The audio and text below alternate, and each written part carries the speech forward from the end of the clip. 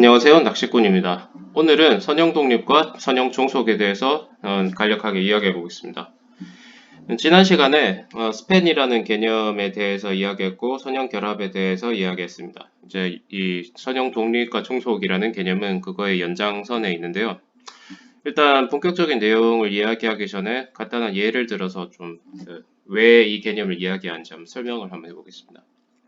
그래서 두 개의 벡터가 있다고 해봅시다. V1은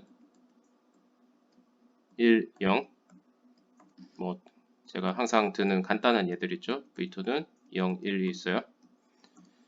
그러면은 이 두 개의 벡터가 있을 때 서로가 서로를 만들 수 있는지 한번 볼게요. 선형 결합을 해가지고. 그래서 V1 하나만 있으면 요거의 선형 결합은 그냥 AV1이죠. 하나밖에 없으니까 더 할 게 없죠.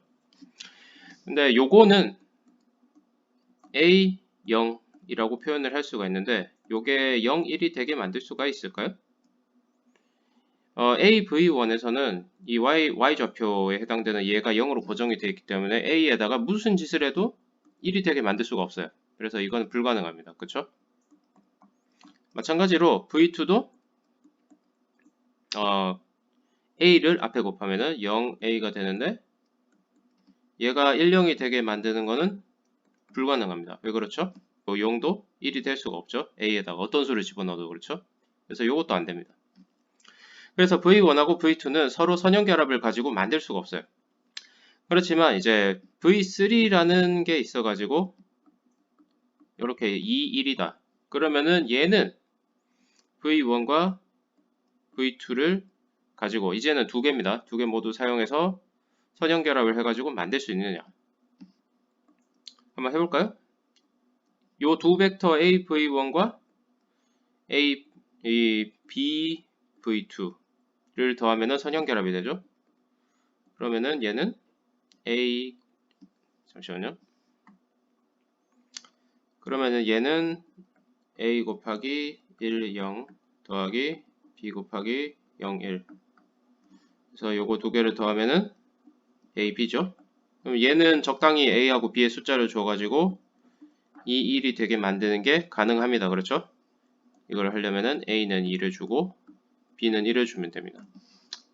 사실 여기서 볼 수 있는 게 뭐냐면은 이 V1과 V2를 가지고는 제가 지난 시간에는 말씀드렸지만 2차원 상에 있는 그러니까 2차원 상에 있는 이라는 거는 이렇게 표현되는 모든 벡터를 말하는 거죠. 이 모든 벡터를 사실은 다 만들 수 있어요. x와 y가 어떤 숫자든 간에. 그렇죠? 그래서 요 집합은 v1, v2, v3 요 집합은 v3는 제가 아까 보여드린 얘입니다. 요 집합은 하나를 집었을 때 다른 두 개를 가지고 선형 결합해서 만들 수가 있어요. 사실은 V1과 V2도 다른 두 개로부터 만들 수 있습니다. 제가 구체적인 과정은 생략하겠습니다. 방정식 풀면 다 얻을 수 있어요. 자, 그래서 이제 선형 결합과 선형 독립과 선형 종속이 뭔지를 설명을 하면은 선형 독립이다.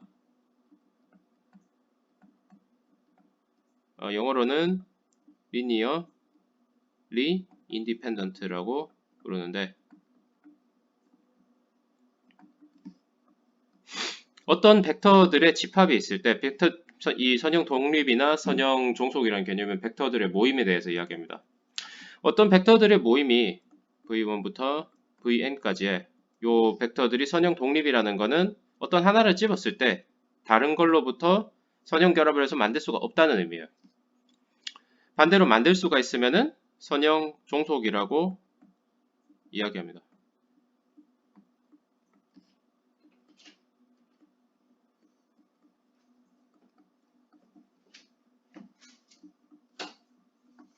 그래서 linearly independent는 얘는 줄여가지고 lin.indep 이렇게 쓰기도 할 거고요. 제가 앞으로 얘는 이제 줄여가지고 lin.dep 이렇게 쓰기도 할 겁니다.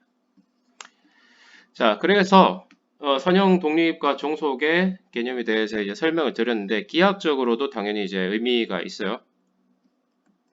좌표 평면에다가 어떤 벡터를 그립니다. V1이라는 벡터를 하나 그려볼게요. 그런데 이제 따로 하나 더 그려가지고 V2라는 애가 있어요. 얘는 V1은 요 V1만 가지고는 아무리 선형 결합을 해도 만들 수가 없어요. 무슨 말이냐면은 이 V1을 선형 결합을 한다는 거는 요거 하나만 있으니까 얘를 뭐 늘리거나 줄이거나 아니면 반대로 이렇게 보내거나 요거는 다 V1이라는 얘에다가 어떤 숫자를 곱해서 얻는 결과들이죠. 그런데 V2는 요걸 만들 수가 없어요. 반대로 V2에다가 선형 결합을 해도 요거를 늘리거나 줄이거나 반대로 보내도 V1을 절대로 만들 수가 없죠.